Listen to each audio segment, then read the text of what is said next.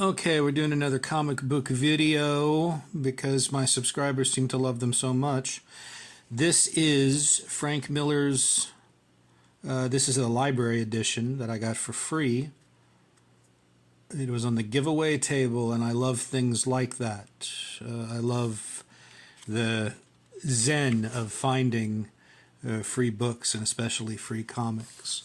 This is Frank Miller's The Dark Knight Strikes Again.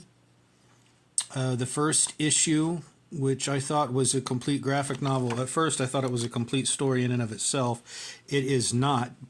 As you can see, it's got some amazing, the same kind of amazing artwork that we've come to expect from this particular story, these particular books from The Dark Knight Returns.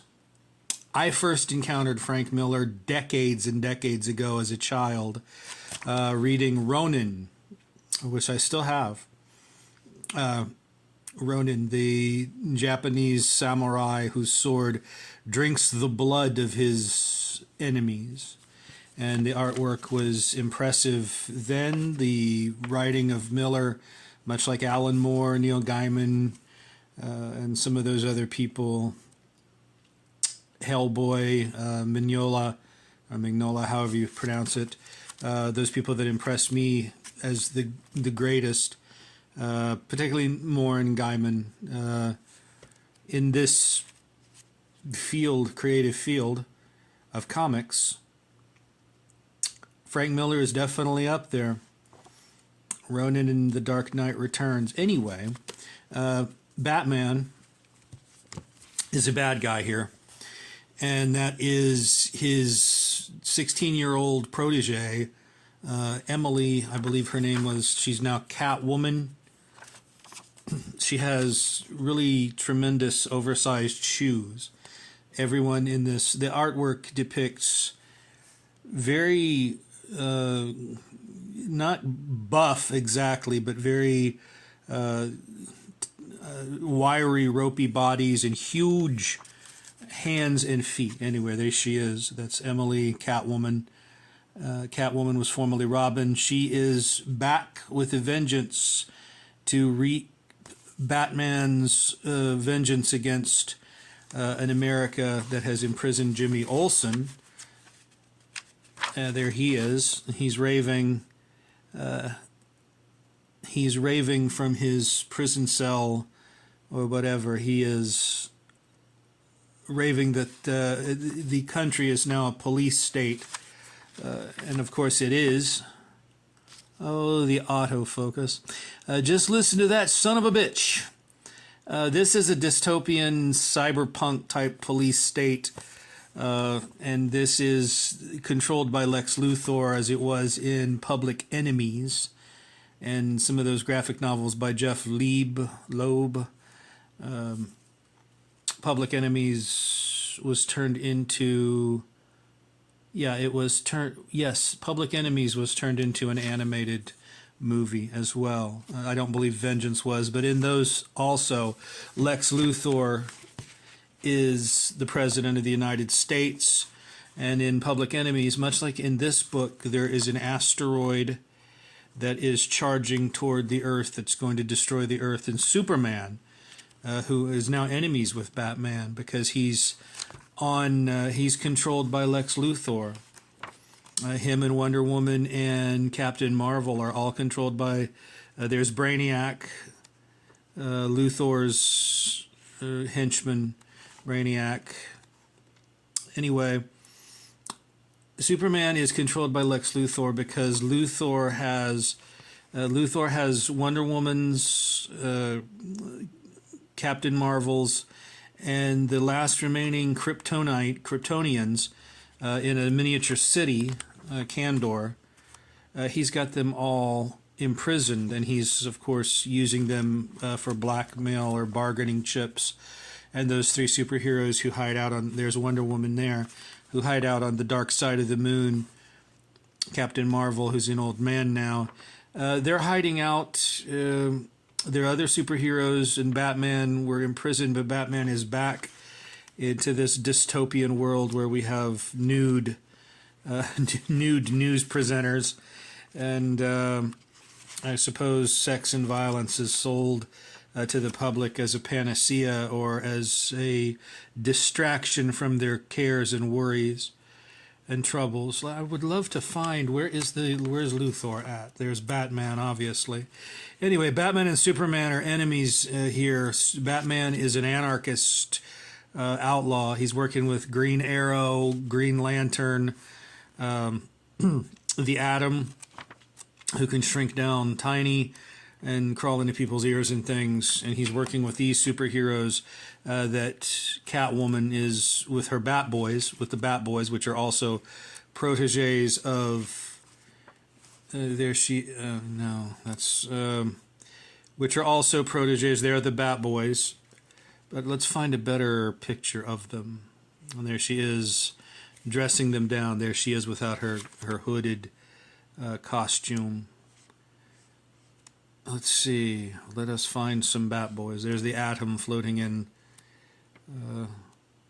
There we go. There's a couple of Bat Boys right there. Not the best picture of them, probably.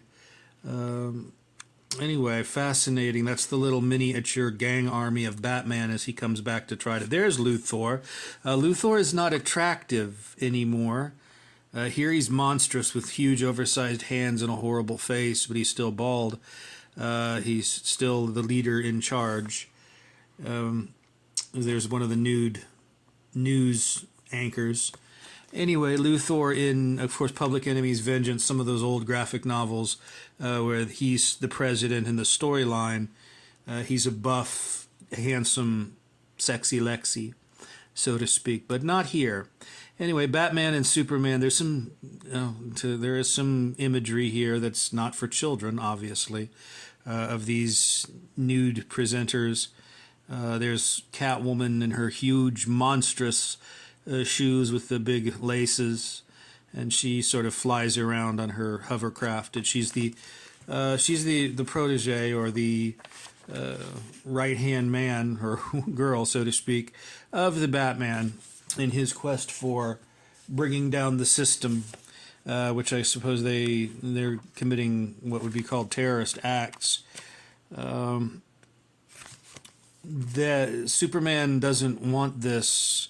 He doesn't want this lawlessness, but he's on the hook in, at least in this first issue. I'm not sure how the other two pan out, but Superman is on the hook to Lex Luthor as much as Wonder Woman is, and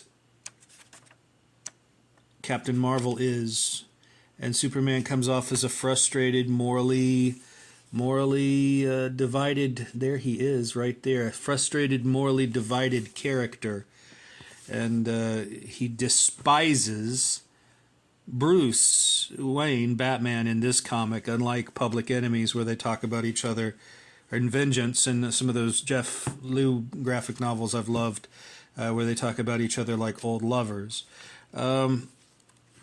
Batman says that all gloves have come off, the war is on.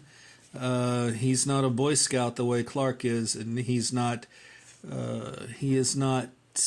hooked, or he's not being blackmailed, or however you want to put that, or by loved ones, relatives, Kryptonians held hostage in a mini-city. These things are not troubling to him. What is troubling is that the system, as corrupt and evil as it is, must be brought down. And that seems to be the nucleus of the plot. Oh, there's Green Arrow. He's working with Batman. Many of the old superheroes are, but not Clark.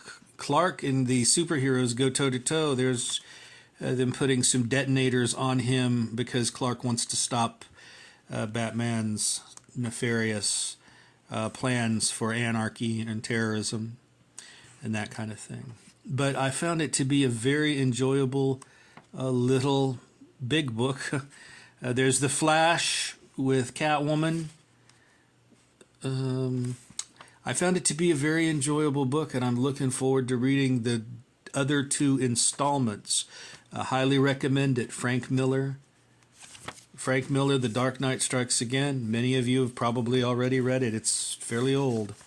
But I got it for free, as I often do with the best comics that I find at the giveaway table at the public library. And have found manga, have found superhero comics, have found graphic novels, cartoon books, all kinds of great stuff. And when I find something that's a little out of the way, that's a little unexpected, I like to offer my review and report upon it. Okay, this is Big Time Geek signing off. You have a good morning. Bye-bye.